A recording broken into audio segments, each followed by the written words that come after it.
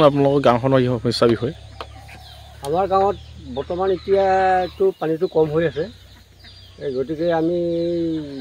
দেৰি পৰিষদৰ পৰা এই দলংখন যেনে তেনে ধৰি মেলি মানে আমাৰ ৰাইজে যাতায়াত সুবিধাটো কৰা হৈছে বহাগ জেঠৰ পৰা আমাৰ বানপানী হৈ যায় বহুত হৈ যায় ঘৰবোৰ প্ৰায় ডুবিবলৈ অৱস্থা কম থাকে আমাৰ নাৱৰ পৰাই মানে যাতায়াতটো মানে কৰা ব্যৱস্থা কৰা হয় বিধায়কে গুৰুত্ব দিয়া নাই নেকি বিধায়কক আমি বহুতবাৰ ক'লোঁ হয় আমাৰ সুশান্ত ছাৰক ক'লোঁ আৰু কুশল দুই ছাৰক ক'লোঁ অকল কোৱাই হয় আমাৰ এই দলংখনৰ বিষয় লৈ একো তেখেতলোকে মানে গুৰুত্ব নিদিয়ে সাংসদে গুৰুত্ব দিয়া নাই তপন গগৈ একো গুৰুত্ব দিয়া নাই তেখেতকো জনোৱা হ'ল গুৰুত্ব দিয়া নাই কাগজ পত্ৰ দিয়া হ'ল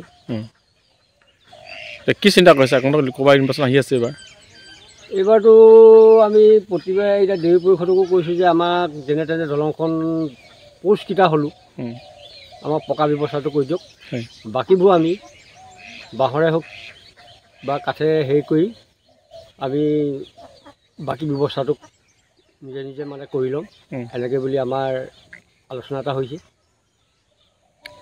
কি আপোনালোকে কি চিন্তা কৰিছে বা গৌৰৱ গগৈ আৰু তপন গগৈ দুই মাজত কাক আপোনালোকে চিন্তা কৰিছে আমিতো বৰ্তমান এতিয়া গৌৰৱ গগৈকটো আমি চিন্তা কৰিছোঁ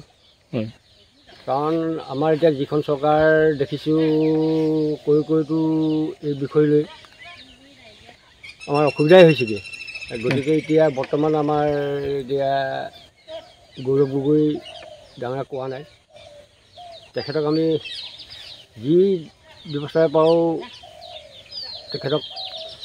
আমি চিন্তা এটা কৰি আছোঁ ঘৰ অফিচ গুদান আদি সলনি কৰাৰ কথা ভাবিছে নেকি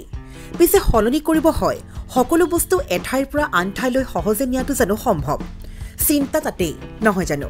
কেৱল ঘৰ অফিচে নহয় ডাঙৰ মেচিন বাইক ডাঙৰ গাড়ীকে ধৰি সকলো বস্তু